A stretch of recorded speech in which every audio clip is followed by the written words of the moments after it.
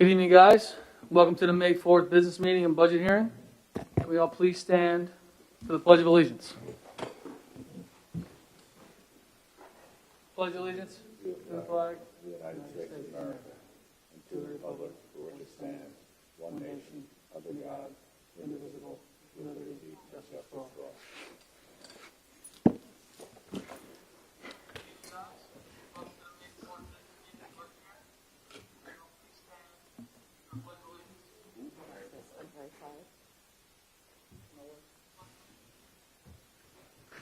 We are joined by 6 of our board members, our superintendent of schools, Dr. Timothy Harney, our assistant superintendent for curriculum and finance, Dr. Ted Fulton, our assistant superintendent for finance and operations, Mr. Rich Snyder, our district legal counsel, Mr. Christopher Clayton, our district clerk, Ms. Suzanne Bonetti, and our student rep, Mr. Robert Honey. There are 2 opportunities for the community to participate during the Board of Ed meeting. The first is just before the board takes up its agenda, and the second follows the disposition of all agenda items. As always, for the convenience of the community, all Bayport Blue Point Board of Education meetings are taped and posted thereafter to the district website. And as always, if you'd like to follow the school district on Twitter, you can follow us at BBP Schools, or you can follow Dr. Harney at BBP Soup. Before we get into our regular agenda, we would like to turn it over to Dr. Harney and Mr. Snyder for our budget hearing of the 2021-2022 budget. Dr. Harney, how are you tonight, sir? Very good, Mr. Miller. Thank you. So with that, I'm going to turn it over to Mr. Snyder. Each year, annually, we have to do a budget hearing.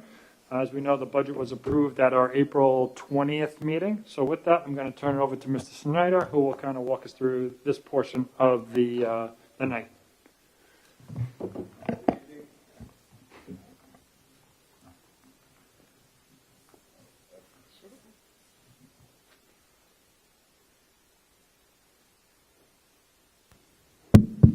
Good evening.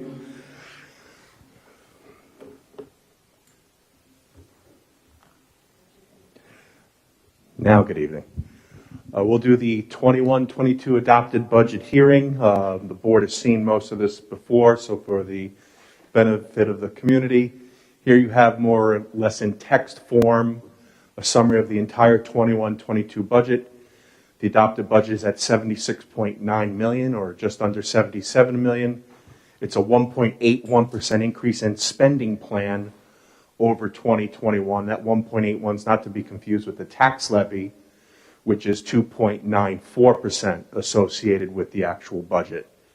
Under the tax cap formula, the district was permitted to go to 4.22%, but because of deliberations in this room between the board and the administration, we settled at 2.94.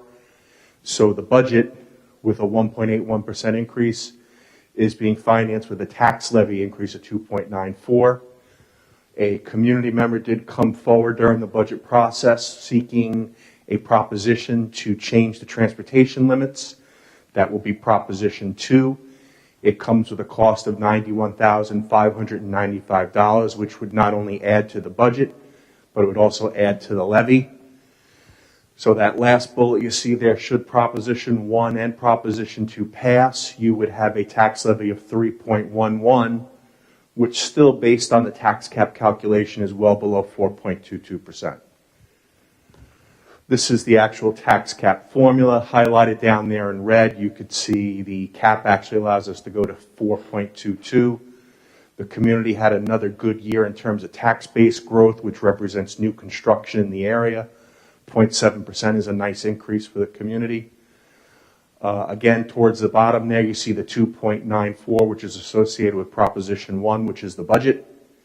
Proposition 2, which is transportation, comes with an increase of 0.17 on the levy. So in total, if both propositions pass, we would be at 3.11. The 3-part summary of the overall budget, which is a required disclosure here at this hearing, you see on the top. That is the 3-part summary that excludes the transportation referendum, and below it includes the transportation referendum, so you see it there in both forms. State aid was, of course, a big thing that we kept talking about during the budget process. You could see foundation aid, which represents just under $11 million of our total aid, is clearly the most important aid category we receive from the state. We received a 2.2% increase, which for BBP is very good. You'd have to look back many years before you'd see an increase like that. The state distributed foundation aid based on wealth needs, so districts that had poorer real estate values and poorer incomes got significantly more money. We spoke about the loss of building aid on a project that began 15, 16, 17 years ago and how that came off of the books, and we managed that. And then at the bottom, this is additional funding that is coming from the federal government, both through the CARISA and the ESSER Act, as well as the American Rescue Plan. Source of money comes from both the previous Trump administration as well as the Biden administration. Next week, we are expecting detailed guidance on how to use this money. So I think at this point, the superintendent and I are going to keep our cards close to our vest. Suffice to say, it's going to be helpful, but we're going to wait for the rules before we disclose how we're going to use that $2.7 million. But it is there for us. It'll have to be used over a certain amount of time and for certain types of expenditures, and we hope that perhaps by the next board meeting we could start to reveal what those uses can be used for. And I know that it requires a plan that must be posted to the district's website by July 1. Here are some of the things that are restored in the budget. We are bringing back the elementary library program, and again, a lot of these resources were redeployed during the pandemic. We're restoring gifted and talented, as well as restoring and expanding our AIS services and emotional support. We are bringing back elementary flex, continuing on to expand the Elevate Science programs in grades 3 and 4, continuing on with the expansion of the AP Capstone program at the high school. And for this year, it was really 2021, new sports teams of middle school boys tennis, as well as expanded transportation, was put on hold because of the pandemic, so we're going to go forward and implement them for 21-22. On the technology side, we are replacing 350 Chromebooks at the elementary level. New smart boards will be implemented throughout the district on a need basis, and we'll be making some upgrades to the wireless network. Every year right around this time, we like to talk about the overall fiscal strength of the district. That primary metric that is used by the controller and even by financial analysts on Wall Street takes your total fund balance and reserves and divides it by your budget and comes up with the percentages you see there on the bottom. You could see back in 2012, the district's high was 20.4%. So if you added that 6,685,000, and divided it by the budget, you would get 20.4%. That was the highest the district had had. The average at that point in time was about 21, so we were close to the average, which we discussed here in public many years ago, is where we would like to be. Then 4 or 5 years of consecutive deficit spending, where the district was spending more in the budget than it was taking in revenue, drove that ratio down to 14.2%. Now, 4 years later, as of 1920, and certainly it looks like even after 1920 and 2021, we're going to be increasing the ratio because of surpluses. We're currently at 18.4%, and it appears that if we continue down the road that I've been projecting, we could come close to 19% by June 30th. So good fiscal strength, given the state's reliance on federal funding and the talk of the cliff that you always hear in the media, that there's a cliff coming. That's where this money becomes very important for us to hold on to our programs and weather those storms. And right now, going back from 2016 all the way up until June 30th, we've done a pretty good job at getting back to where we need to be so that we can, in fact, weather those storms. Proposition 1 on the ballot is the actual budget itself. It's $76.9 million, and again comes with a 2.94% levy increase. Proposition 2 is the transportation referendum put forth by the community that lowers the elementary mileage limit from 1.23 miles to 1.15, and it lowers the secondary mileage from 2.0 to 1.8. Comes with a cost of $91,595, which is really one bus. That cost gets added to the budget as well as the levy. I think the superintendent had data that he had looked at that said based on today's routes, it would assist about 190 or so students, correct? So about 190 students would benefit as a result of that based on the routes for today. And again, it comes with a cost of $91,000, which would be added to the levy to give you 3.11% instead of 2.94.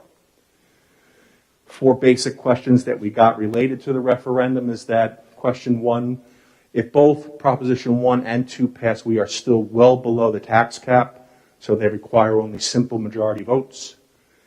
Question 2 is kind of the same thing. If they both pass, you're at 3.11% on your levy.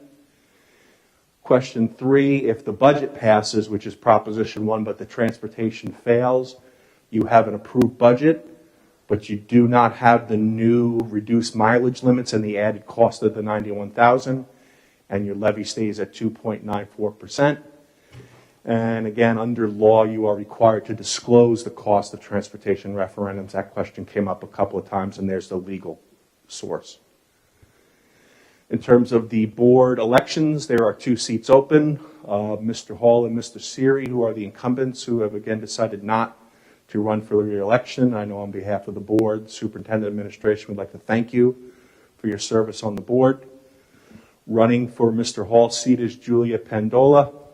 Running for Mr. Seary's seat, right now we have Elizabeth Cavuto and Adrian Cerrone. There was a candidate that was put in for this seat but pulled out at the last minute for personal reasons.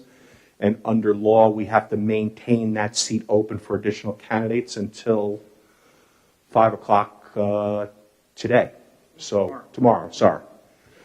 So it should be Wednesday, my fault, I'm sorry. So as of 5 o'clock tomorrow, we will know who the final candidates are for that, but right now we have 2. These are required disclosures in this hearing. This shows you in Islip Town all of the property that is exempt from school taxation. I suppose you're supposed to look at that and say, what if some of these exemptions were taxable, what it would do to the overall tax rates for taxpayers in the community. So you could see those are all the classes of property that do not pay school taxes for Islip, which is really the Bayport side of town. And then for Brookhaven, this is the same thing, although this is a year old. Brookhaven doesn't have the data currently this year. This is, again, all of the property in Brookhaven town that is exempt from school taxation. Budget vote is May 18th. Again, we encourage everybody to get out and vote. Any questions? Thank you, Mr. Snyder. Any trustee questions? Any community members with any questions for the budget hearing? Anything in the chat, Ms. Benetti? No. Thank you so much, Mr. Snyder. We appreciate it. Thank you, Dr. Harney. We are lucky to be joined by the president of the Budget Advisory Committee, Mr. Devine. Mr. Devine, would you love to present the Budget Advisory Committee's recommendations prior to awarding some nice individuals tonight with their accomplishments? We know you just walked in. We knew you were ready to go.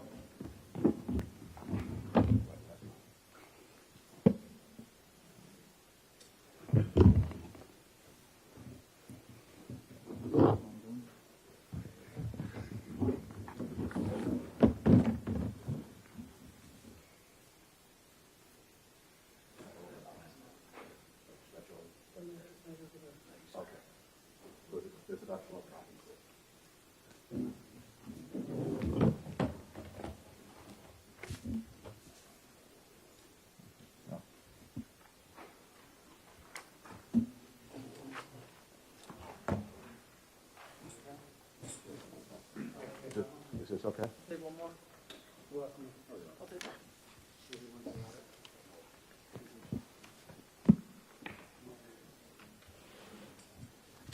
Good evening, Good evening, members of the Board of Education. My name is Ronald Devine. I am privileged to be the chairman of the Budget Advisory Committee for the Bayport Blue Point School District for the last number of years. We are joined tonight also by one of the board members or BAC members, Patrick Rube, who's in the audience. Patrick, raise your hand. There he is. Patrick was a very integral member of the committee this year, as always. And we do have a report to present to the board. Usually we have a podium, but that's okay. I'll just try to work it here. Is that too loud? Am I speaking too loud? Okay, because it sounds loud to me, but. Put the mask on one to. Oh, okay, I'm sorry.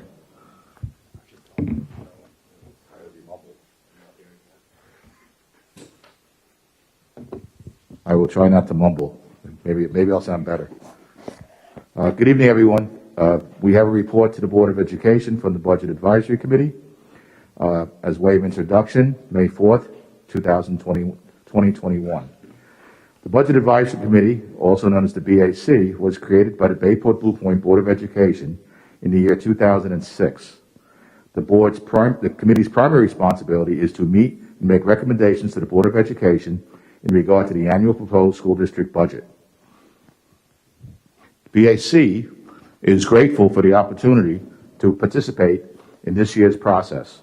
Our committee is comprised of community-minded members from various backgrounds with both public and private sector experience. We'd like to thank our school board liaison, Mr. Jason Borowski, for taking the time to join us at our meetings and provide insight from the Board of Education's perspective. And also Mr. Christopher Oliver, our former district clerk, for his communication skills in advising the BAC of our scheduled meetings. And thank you to Mr. Snyder for picking up some of that after Chris has moved on to another position. 2021-22 proposed budget initiatives. The BAC is very much aware of the constraints of the Board of Education has when managing the fiscal resources and educational needs of our children. The continual challenges of our school district, especially during the COVID and post-COVID environment, are inclusive of declining enrollment, safety, and security concerns, and the needs changes to curriculum plans, a permanent tax levy cap, and the annual uncertainty of state aid. During the past months, Dr. Harney, Mr. Snyder, and Mr. Borowski attended our numerous BAC meetings and provided our committee with an easier-to-understand accounting and budgetary analysis. Extensive and detailed materials have been made available to each BAC member. The goal of both the administration and the committee is a total shared transparency of the fiscal and monetary concerns of the district. The 2021-22 adopted budget by the Board of Education is $76,972,535, which represents a 1.81 increase over the prior fiscal year. While the tax levy cap for this year's adopted budget is 4.22%, the Board of Education, Dr. Harney and Mr. Snyder prepared a budgetary cap that projects a tax rate increase of 2.94, which is well below the allowable cap. Should a separate transportation proposition be approved by our residents, an additional $91,595 would be added to the budget, with another 0.17% added to that proposed tax levy. The adopted budget would also restore and expand several programs that were affected during this past year of COVID-related restrictions. Fund balance. A major component of any school district budget is the amount of funds reserved for fund balance. In 2012, our district enjoyed a fund balance percentage of 20.4%. Due to fiscal constraints in the ensuing years, by 2016, this balance decreased to 14.2%. Fortunately, in this year's adopted budget, this fund balance percentage is increased to 18.4%. Future fiscal years will be an even greater challenge, as the effects of our school district construction bond debt will have an even larger fiscal impact on our annual budgetary process. However, with an increase to the fund balance of 18.4%, the district is better positioned to weather economic storms and potential bad times. Mr. Snyder has been a strong proponent of this continued increase to our fund balance, and he's worked very hard to raise that over the last couple of years. So we're very appreciative of that. Both Dr. Harney and Mr. Snyder have been open, honest, and available to discuss any line item or expense that the BAC members have inquired about. As the year progressed, both administrators took the time to keep us current on the progress of this year's proposed budget. We appreciate their dedication and candor during this review. The administration has prepared a budget with the community in mind. By not reaching up to the tax levy cap demonstrates an understanding that the past COVID year was difficult, not only for educators and students, but for our entire community. The adopted budget will account for community proposed initiatives without having to reduce services. This year's budget supports a long-term plan where the 25-26 fiscal year has a possible 0% tax increase, indicating minor risk to the proposed tax levy cap. Any potential gaps could be remedied by smoothing increases over the multiple years. Each year has become more difficult to strike the balance of providing a good quality education that we ask our residential and commercial property owners to support. Property taxes are an enormous burden to almost everyone within our school district. However, for this current year, it is the consensus of the Budget Advisory Committee to support this year's budget with an increase to the tax levy of 2.94 for the 2021-22 fiscal year. However, it was not a unanimous decision by the BAC, as we represent a wide scope of fiscal opinions on both sides of the spectrum, which add to the dedication and character of the committee. In regard to the transportation proposition, there was a consensus of the BAC members to allow the community to determine the merits of that proposal. The BAC is not charged with making value determination of the services provided by our school district. Those important tasks lie with our Board of Education. The Budget Advisory Committee has a great respect for our Board of Education and in its mission to provide a quality education to our children. We recognize that it is no small task to balance our educational programs and maintain fiscal integrity. Our BAC this year was a talented and passionate collection of dedicated residents that enjoy the opportunity to serve. It is comprised of members with diverse opinions that have led to careful and a considerate process. It is a privilege to serve with them. We look forward to the continuing charge as we proceed during the coming months of the year. We would like to thank you again for the opportunity of serving our Bayport Blue Point community, and it's prepared by myself as chairman, Michael Capozzi, Thomas David, Dennis McCarthy, Jack McQuaid, Jen Sue McCormick, Patrick Rube, and Alexander Willems. Thank you. Any questions? Thank you, Mr. Devine. As always, appreciate your time. Trustees, any questions for Mr. Devine? Just a thank you to the committee for all their work. Thank you, Ms. Byrne. Mr. Devine, as always, we appreciate your time. We appreciate everything the Budget Advisory Committee does. I know they put a lot of time in. Also want to thank Dr. Harney, Mr. Snyder, and Mr. Brodsky for all the time they put in on the committee as well. But I know you've been there for a long time, Mr. Devine, so we appreciate everything you've been doing. Thank you. Thank you so much, Mr. Devine. We appreciate it. Mr. Snyder, before we get to the presentation real quick, just one quick conversation or one quick question in the chat. There's a community member who's a little curious as why the town of Islip tax bill increase is much higher than the proposed school budget increase. Do you know if it'll be adjusted now that there is more state aid? I didn't hear the first part of that, sir. I'm sorry. Why is the town of Islip tax bill increase much higher than the proposed school budget increase? They must be talking about the present bills. Yeah, correct. Yeah, that again was related to, for the resident who's asking that, I would certainly invite them to call me or at least send me an email with their phone number. That was related to that Nature's Bounty issue more than likely. I mean, 99% of the phone calls we received there that people who live in the Bayport side of town, which is Islip, wound up getting a very nice tax break for 1920, but in 2021 they gave it right back. It was a one-time anomaly. So if that resident would like to send me an email, I'd be more than happy to walk him or her through that, as long as she has both the 1920 and the 2021 tax bill in front of them. I could very easily explain that. But again, the quick answer is in 1920, I think they're going to see a very low tax increase, like under 1%.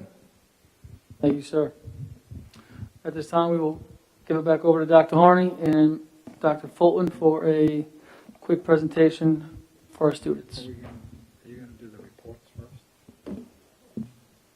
I was going to try. That's fine. Okay. All right. We're going to jump around a little bit. Thank you very much, Mr. Snyder. Thanks, Mr. Devine, for everything you've done. So thank you very much for that. So we're going to skip over my report and Mr. Hunt's report just for a minute or two. We're here to welcome today students from our AP research class. This is something that started a year ago. So we started the AP seminar class last year. So I'd like to thank Mr. Kay and me first for all of their help with that. And we also have Mr. Peterson who's been teaching them this year. And I've been lucky because the 3 students that we have, I've actually heard all 3 of their research projects. It's probably one of the better weeks where I've been able to get into. Ms. Peterson invited me, one as a panelist and also just to listen. I can honestly tell you. I'm not talking now. Great. All right, let me redo some of that. Sorry about that. But you do need to hear this. So first of all, I'd like to thank Mr. Mead and Ms. McKay for their work with these students in the AP seminar class. And then I'd obviously like to thank Mrs. Peterson. And as I was mentioning, as this past week, I've been invited in as a panelist and also as just to visit, myself and Dr. Fulton. And I cannot tell you how impressed I was with the students, Ms. Peterson, and what they did. And obviously that's attributed to you and what you've been doing with them. For somebody who had to go through this process years ago, when I went and got my dissertation, it was same. We had the exact same conversations that I went through many years ago, and this is a skill that they will be able to hold on for a long period of time. So I just really like to commend them. It's not easy getting up in front of your classmates. It's not easy doing it in front of superintendent, assistant superintendent, and just kind of doing a presentation. And I think the thing that I took away from it the most is they were the experts. They were the experts in their field. So for that, I just want to really just say, job's well done. And it's one of those things I went back to my office, and with the people in my office, I shared with them right away how impressed I was with you guys. So I just want to thank you for that. So with that, I'm going to turn it over to Dr. Fulton and Ms. Peterson, but I just wanted you to hear that, and guys, keep up the great work. Thank you, Dr. Harney. Again, Capstone Research, this group of students is our first cohort of students completing with their second year course. I know Ms. Peterson will give a brief overview of the program, but I'd really like to emphasize that through the Board of Education support, the Capstone program provides our students the opportunity to learn research skills that many students will not encounter until the college level. And it really has been an amazing experience to watch the students proceed from seminar to research, and some of the work that they're going to share with you tonight. It was an absolute pleasure to be part of their panels. We are very proud, and we have high hopes for their continued success and utilization of their research skills in college. So without further ado, Ms. Peterson and her students.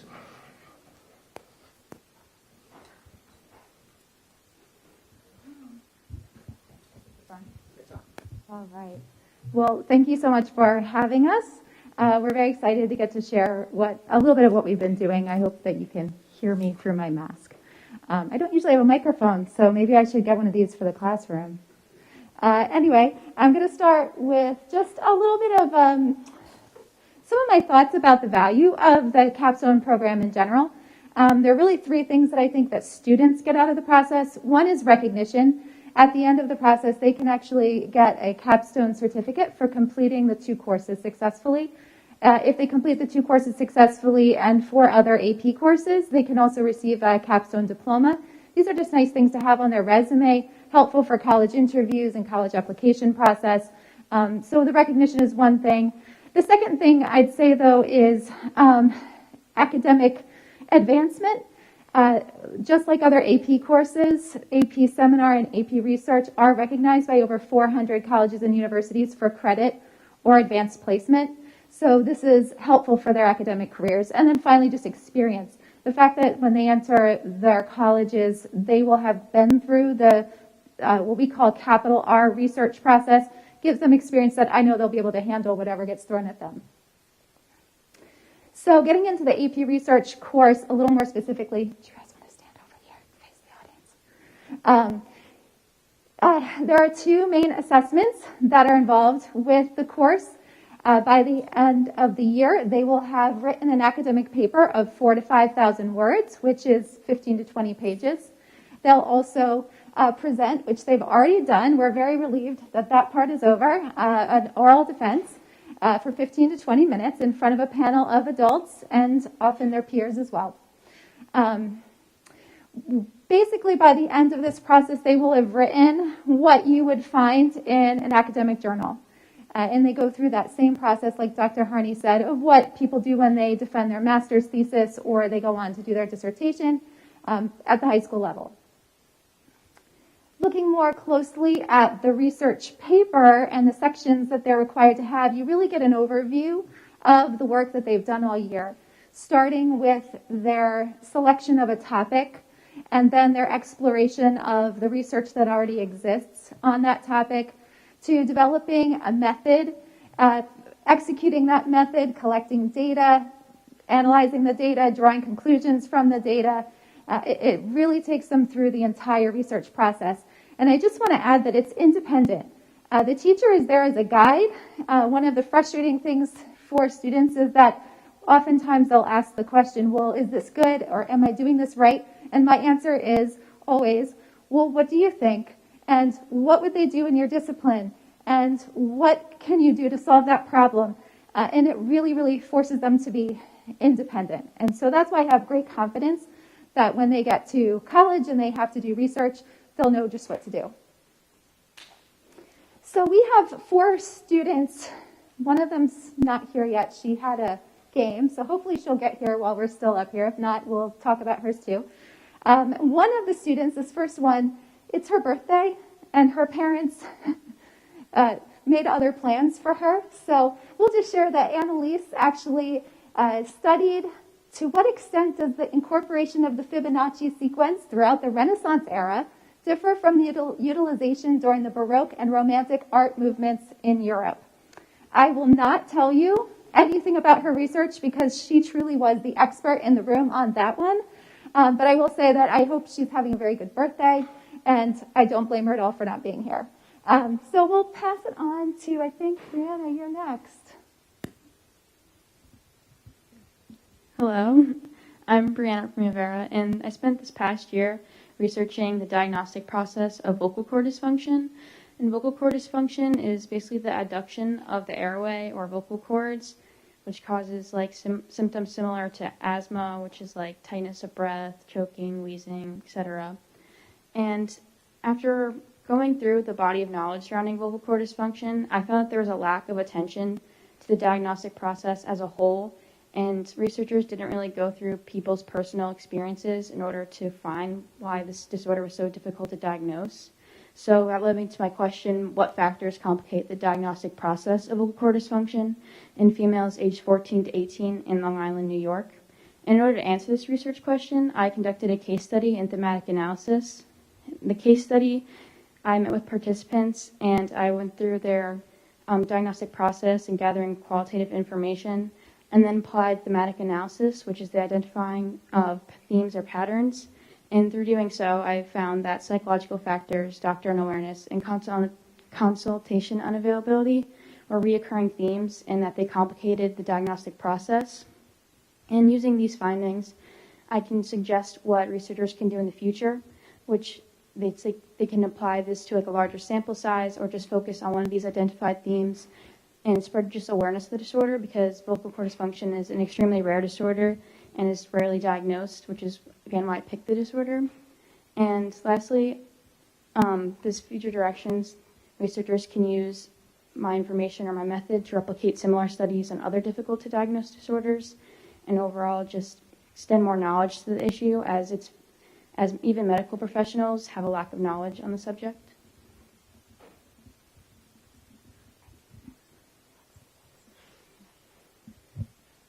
So I'll just share briefly, Alexis might come. She studied, well, I'll read her question. What patterns exist between neurotypical middle and high school students' experience with those with autism, beliefs of their autistic peers, and knowledge of the disorder? And her study was very interesting because she surveyed the students here in our district. And so her results were immediately applicable and interesting to us as far as how our district maneuvers our inclusion program and what the benefits of that are. If she comes, we'll have her share what she found from her study. Okay, hi, I'm Darla Sparacio, and what I decided to research was actually on the television show The Walking Dead. And I was interested because I've always watched the show since I was younger, and then I did study, after I researched about it, there's actually a lot of journals that were studied on The Walking Dead, and something that they lacked was how the female characters were represented in the show. So that led me to my question, how do the female characters in AMC's The Walking Dead contest male gender norms that are portrayed by the television production industry? And in order to find out how they did this, I did a content analysis in which I watched the first 3 seasons of The Walking Dead and seasons 7 through 9 of The Walking Dead, and I picked certain female characters who I studied 5 specific traits that I defined, and each time they represented one of the traits and it matched the definition, I gave them a tally and kind of tracked the frequency.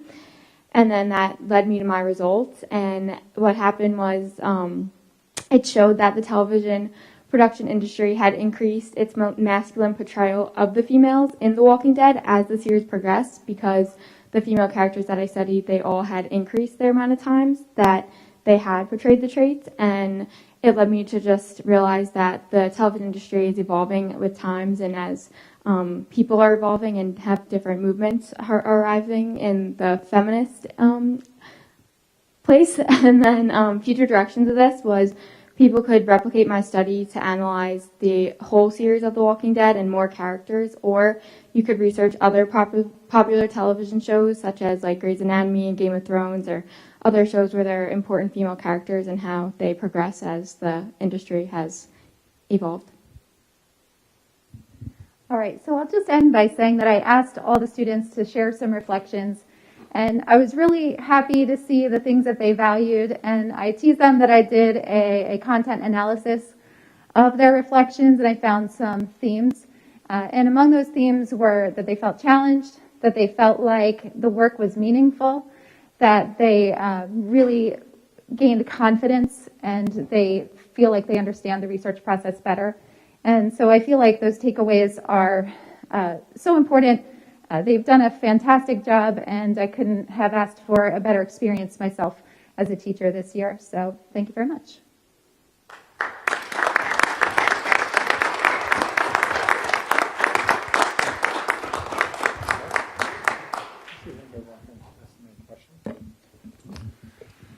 Thank you guys so much. That was great.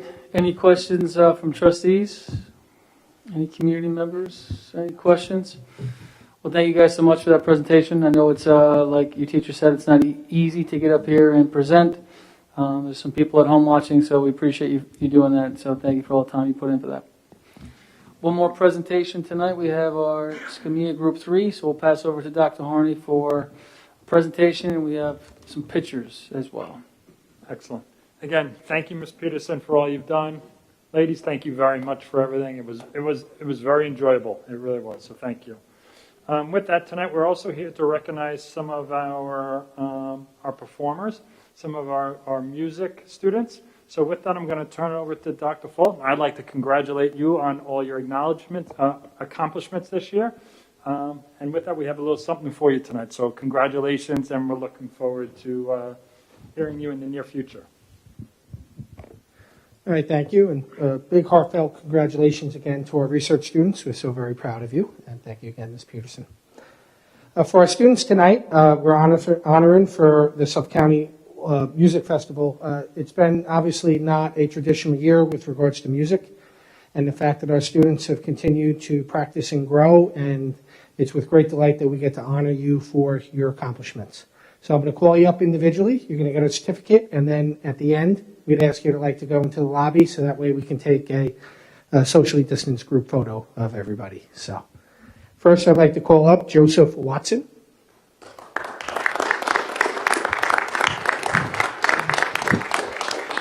Joseph is being honored for chorus.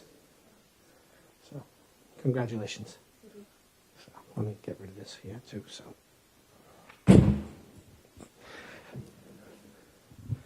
Oh, congratulations. We're going to do the photo in the lobby, correct? You can go sit down. Okay. Harrison Farley. Harrison was again honored for chorus. Williams Adam Kane for trumpet and cornet.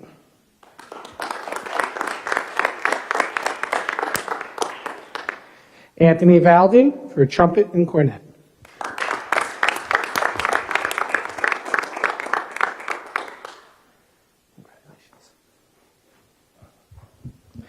Anna Foreman for violin.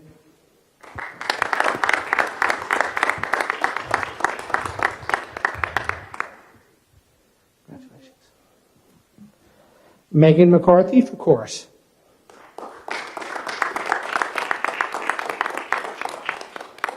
Olivia Farrell for chorus.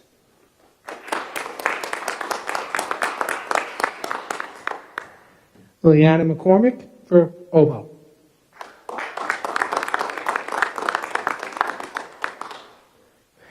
Lane Churko for trombone.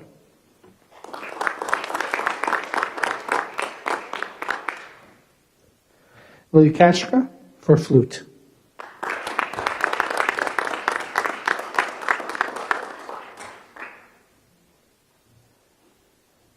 Congratulations.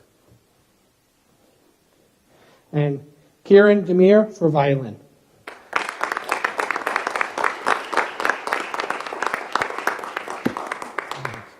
So again, congratulations to all our students, and we're going to take a brief picture in the lobby right now. Thank you so much, Dr. Fulton. Congratulations one more time, guys. Feel free to go out for your photo, and have a great night. At this time, we'll turn it over to Dr. Harney for his superintendent report. All right, thank you, Dr. Miller. Mr. Miller, thank you very much. And again, congratulations to all our students and their parents. Just a couple updates, really, most of it I've already done tonight in terms of acknowledging some of our students, is we are starting to plan a lot of the end of the year activities right now, and our families and our parents should be receiving letters at home. I'm happy to share, and Mr. Honey, you'll probably be glad to hear this. It looks like we've confirmed that we'll be able to do graduation in one ceremony, which it looks good, so that's looking good. And it looks like we're also going to be able to do the same thing with the senior prom. So that will be something nice that we hopefully have solidified today. And then the next day or so, Mr. Haas will be sending something home, okay? Obviously, there'll be things that we have to follow and all those, but that's some good news going forward there. So thank you. I'd like to thank Mr. Haas, the high school team, and the senior class advisors, because they've been spending a ton of time on this, and so I appreciate that. So thank you guys very much. And we'll continue to get the information out. We are looking to do all the moving up ceremonies as we traditionally have done. Probably going to try to do them outside is what we're looking to do. So we're looking to do all that, where we'll be able to have some of our family or select family within being part of these celebrations. So we'll be able to do that. So as more information comes forward, and as you've recently have seen, our governor even changed things as recent as yesterday. So we're continuing to monitor that, and we'll continue to share information as that comes forward. With that, I'm going to turn it over to Mr. Honey for his report. Thank you, Dr. Harney. Is this working? All right. Oh, okay. Yeah, it's good. So first of all, thank you, Dr. Harney. I know that was one thing I was going to mention was the info on prom and such, and I think that'll really be great news for the entire senior class and families to know that prom and graduation are going to happen at a more of a traditional feel. Other things are that AP exams are currently going on for the next 2 weeks. They've been going pretty smoothly. We're doing them in the high school, not at the library, how we've done in past years, but I took one today for calculus, and I could say it's been a pretty distraction-free environment, easy to focus and stuff like that. So they're going well. Spring sports games I believe are starting up this week. I think was a girls lacrosse game right outside today, as well as there's a college t-shirt day on Monday to show off our post-college plans, whether it's going to a university, college, or trade school or stuff like that, the military, and that's in honor of Decision Day, which was May 1st, this past Saturday. So that's happening Monday. This upcoming Monday, we're going to have some stuff together for the seniors. And I believe that's a day there's very limited AP exams, because I think that's how it was scheduled for that. As well, going on right now is Spirit Week at the middle school. And also, just on a side note, on behalf of like the music and arts students and department, I think it would be really rewarding by the end of the year for the students and the community if we could put together some sort of live performance, whether it's outdoors, of some sorts, and I believe that's in the works, but I'm not entirely sure on the info of that. But I know from a lot of students and friends being in the music and arts that it would be really great to have some performance before the end of the year, just because before COVID, no one really knew that that would have been like the last concert for a lot of seniors this year. And then the last thing I have is that this week is Teacher Appreciation Week, so I'd just like to say on behalf of all students to all teachers, not only at the high school, thank you for all your help throughout the year, especially a year like this. It's really great to have such amazing teachers and support here at BBP. So that's all I have for tonight. Thanks, Mr. Honey. And just so you know, Mr. Haas has actually scheduled a meeting with myself to talk about another outdoor events in regards to music and concerts. So that is something in the works. So that is happening. And as well, May 1st was actually National Principals Day, and this week is Teacher Appreciation Day. So I'd like to send my thank you to them as well.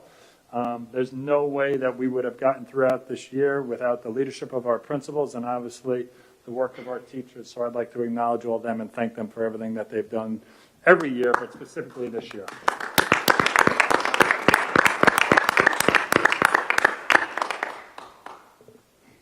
Thank you, Dr. Harney. Thank you, Mr. Honey. Any questions for Mr. Honey? Thank you, sir. Moving on to consent agenda. Can I have a motion to approve consent agenda items G, H, I, J, K, and L? Mr. Siri, second by Mr. Krug. Any discussion? All in favor? Opposed? Abstentions? Motion carries 6-0. Moving on to the regular agenda, acceptance of a cash donation. Can I have a motion to gratefully accept the donation of the residential fence equipment? Mr. Krug, second. Mr. Broski, just thank you so much to residential fencing. They are donating a value of $5,100. We truly appreciate it. It will go outside, I guess, the library doors, around the picnic tables. Correct. So that if anyone has the opportunity, I'd like to thank our tech department. If you were out there, if you go outside the cafeteria, you'll see, I don't know, roughly 10 tables, I guess, thereabouts. 11 tables out there that were made by our students. And then I know Mr. Haas had gone out and we've been able to secure a donation so that we can put a nice fence around it and kind of decorate and kind of make it, a senior area. So thank you to them. And again, thank you to our students. Any more discussion? All in favor? Aye. Opposed? Abstentions? Moving on to community new business. Not seeing anything in the chat. We did have one nice comment in the chat from Ms. Cerrone. Very impressed and well done to the research student. So she put that in the chat so you guys are aware. Any other community new business? Moving on to trustee new business. Ms. Byrne? Hi, thanks. I just wanted to address the AP because I got different feedback. I'm glad that it was a comfortable environment for you.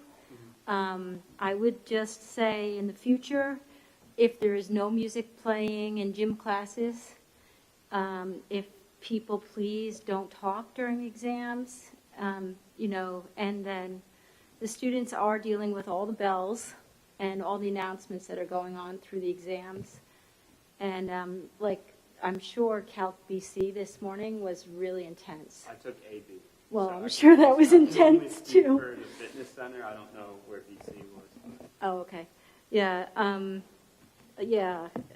I got some confirmation from a few people that it was pretty noisy and it was a very, very hard test. So I'm not sure how much was really the noise versus the test, but our kids are doing a really trying to do their best on these. So that's just a concern that came up. And thanks for everything. Thank you, Mrs. Byrne, for that feedback. And it is obviously something that we have shared, and I know Mr. Haas has already looked into some of that. Okay, so thank you. Any other trustee new business? Yeah, I got something. Mr. Johnson? Recently, I read somewhere there was an accident over on Nichols by Montauk. It just kind of jogged my memory. Before everything kind of went south with COVID, we wanted to do a traffic safety study for kids that getting to the middle school and the elementary school, either crossing Montauk, crossing Nichols. once again, for the life of me, I'm never going to agree with anybody that any child under, 12 years old should be crossing, or even older should be crossing Nichols Road to go to school.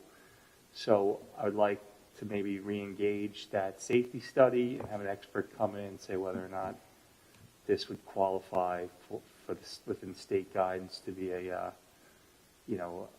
I don't know what the verbiage is, a hazard or an unsafe commute, so to say.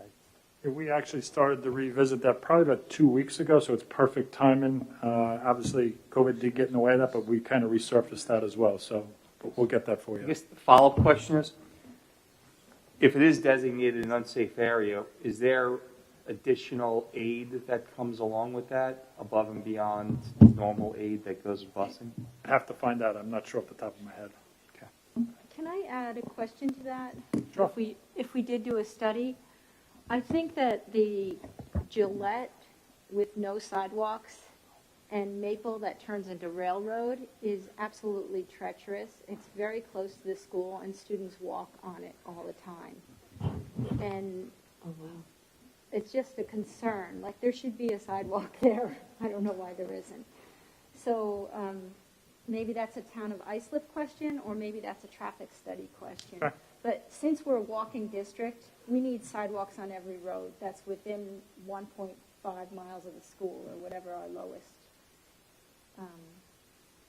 is. Okay. Yeah.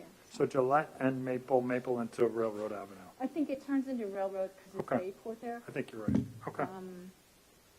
But they never really looked at any, they just didn't look at that in the last study. Okay. And I drive that. It's just dangerous. Thank you, Ms. Byrne. Mr. Honey? Thank you. I don't know if I could just add something to that.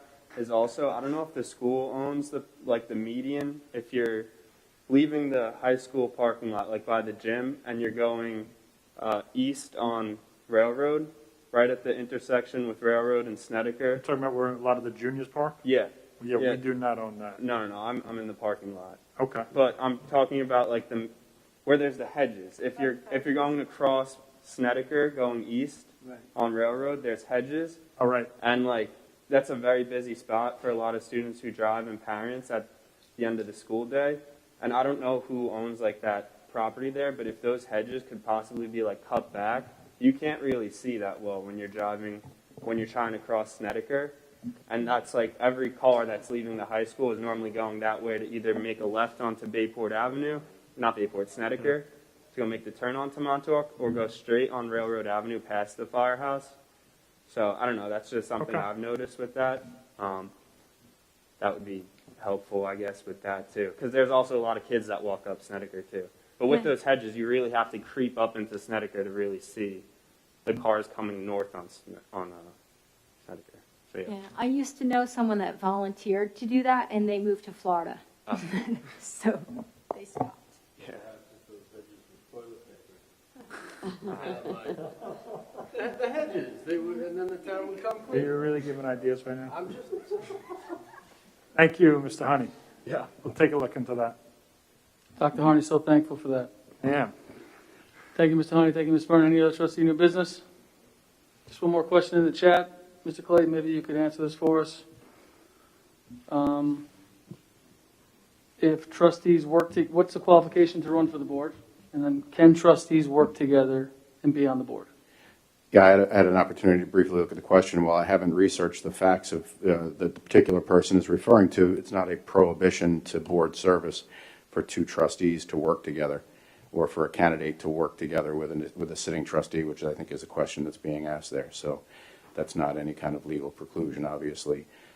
Citizenship, residency, and age are, some of the qualifying features that you have to meet to be, eligible to be on the board. But, once you're eligible, that does not present an irresolvable conflict for two people to be working together. Thank you, Mr. Clayton. Any other trustee new business? Not seeing any more questions in the chat. Can I have a motion to adjourn? Mr. Borowski, second. Mr. Krug, all in favor? Aye. Thank you guys so much. Have a great night.